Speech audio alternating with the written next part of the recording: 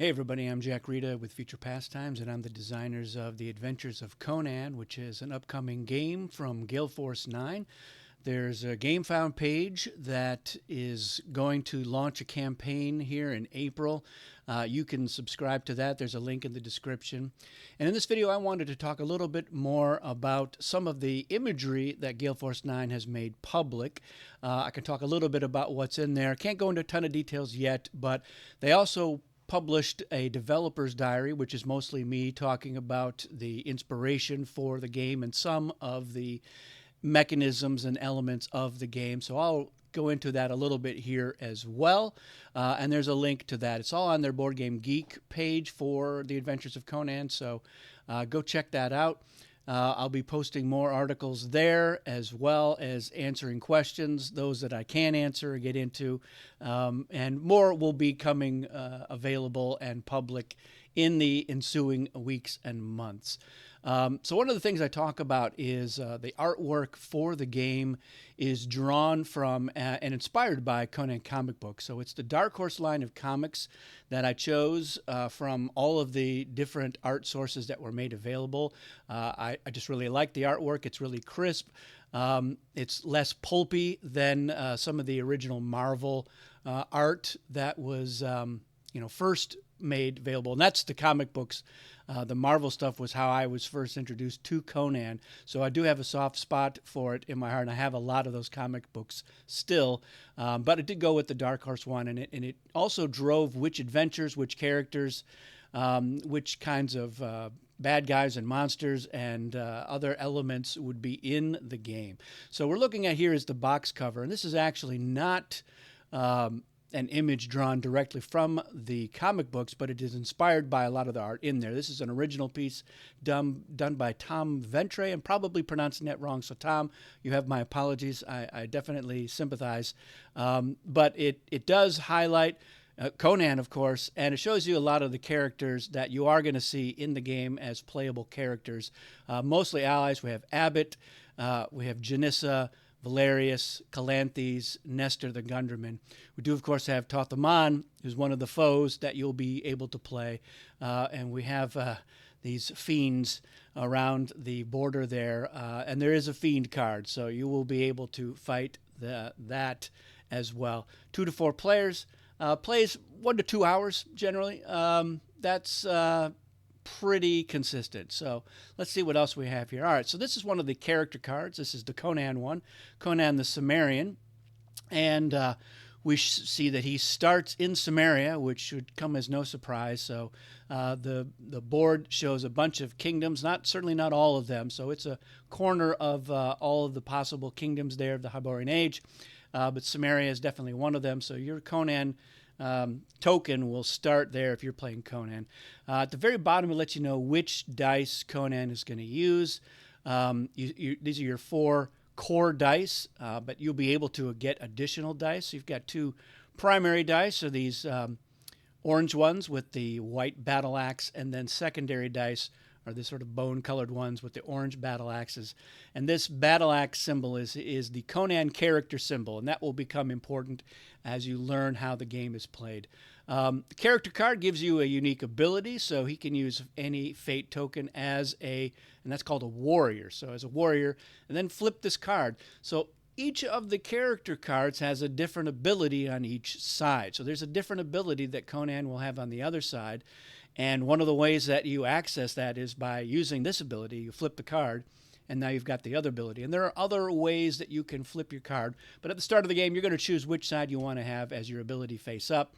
And you may be with that ability the whole game. So sometimes you have to think about, all right, if I can only have one ability for the entire game, which one do I want to use? There may be opportunities to flip them, and you may have no choice, as Conan here has no choice. He has to flip it when he does this. So that's an example of Conan. Here we have Janissa. This is an ally, so the ally cards are green. And you can see at the bottom there are different dice. So the 2 core dice are these dark green dice with the white tankard. That is the ally symbol. And then the secondary dice as well. And so you can have a lot of different symbols and results on the two different types of dice, although some overlap as well. Here we have Janissa's ability, so she can buy a foe die for 1 gold. So normally allies are only able to get ally dice, and Conan can get Conan dice, and foes can get foe dice, and there's a pool of extra dice that you can get each round, but you only have them for that round. So the next round you got to buy them, or there are other ways to acquire them as well. But here she can pick up a foe die if it's available, in addition to any of her ally dice. I will point out, too, that you've got this sort of active dice, spent dice. So one of the things that you're going to be doing is, you roll your dice, and you'll have a pool of active dice. And as you are using them, they'll go to the spent side. But each phase of the game, you're going to be using dice in different ways. So that'll come clear as I go into the different phases in future articles and videos. And then here we have Tathaman, who is a foe character. So you can see the hand is the foe character symbol. So Tathaman's going to have 2 red dice and 2 of these white foe dice.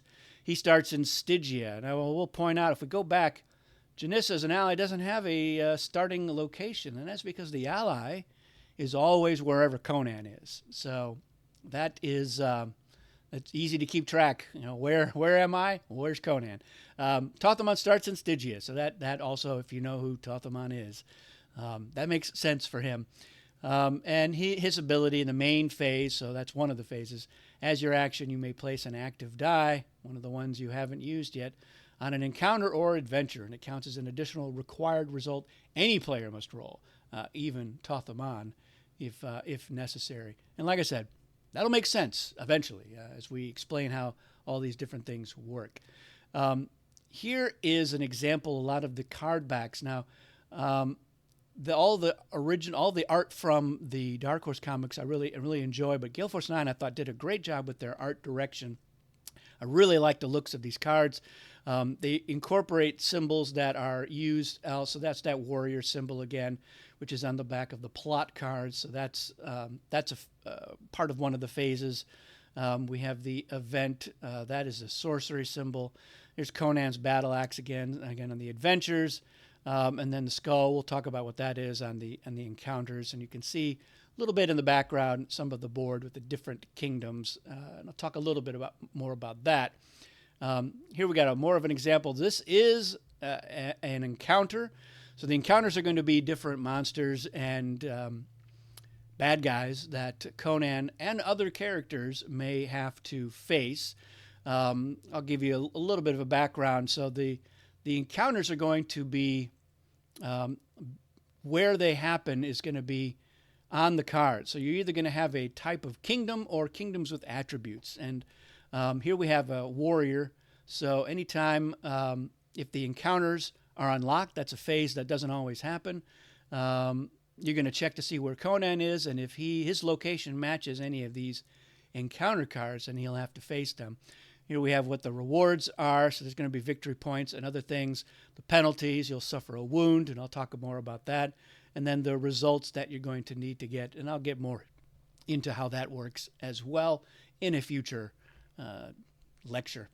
Here we have a little bit of a close-up of the board and some of the tokens here. So you can see Argos there. It's a little bit blurry, but it's a port kingdom. All the kingdoms have unique abilities that you can trigger in different ways. There's a lot of custom dice in the game, so all the characters are using D6. Here we have a D8. So this is a kingdom die, and it matches the port. So the port kingdoms are blue, and the port die is blue as well. And you can see it's got a pirate symbol there. And there's a little pirate symbol there in Argos that gives you its attribute. And there's a little barrel symbol as well. That's called the trade symbol. And here we have fate tokens. This is one of the things I talk about in that developer diary as a mitigator for bad rolls. So players are going to be able to get these tokens in a variety of ways. And what you're able to do with them is you spend one to change a die result to that symbol. So you're like, I really needed to roll this eyeball, which is the scry symbol. If you've got a scry fate token, you can spend it and change that die's, whatever that result was, you can change it to the scry symbol. So now that you've got it. So it's a nice way. You collect them and you keep them until you need to use them. And they let you make up for a roll that you didn't get anything that you needed to roll. In the background, we can see some gold. So gold is going to be some other resource that players are going to be able to get and spend in a couple of different ways, mostly buying more dice for the round, and then some of the cards there. So the map turned out great. I'm really excited to share that with people in more detail. Here we're going to go the Conan character card again, but you can see some of the dice. So these are some of Conan's secondary dice there, and you can see he's got a pirate symbol. That's an upside down thief symbol there.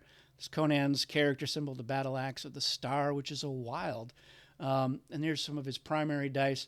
Here you can see he has a split result, so he can have a warrior or a character, depending on what it is that he needs. And then we have another kingdom die, D8. This is the gray one, which is for the Eldritch Kingdoms. And so we'll get more into that as well. And that, I think, is all of the images that we have currently.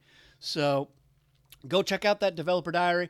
Let me know if you have any questions. If I can answer them, I will. Probably I won't be able to yet, but there's going to be another developer diary. We're going to do a whole bunch of them, and slowly over the course of time, everything will come clear on how it works. And then eventually, they'll publish the rules, and you can see for yourself. And then we'll do some playthroughs as well, so people can really get a sense of how the game plays. And hopefully they'll want to back the campaign and get this game.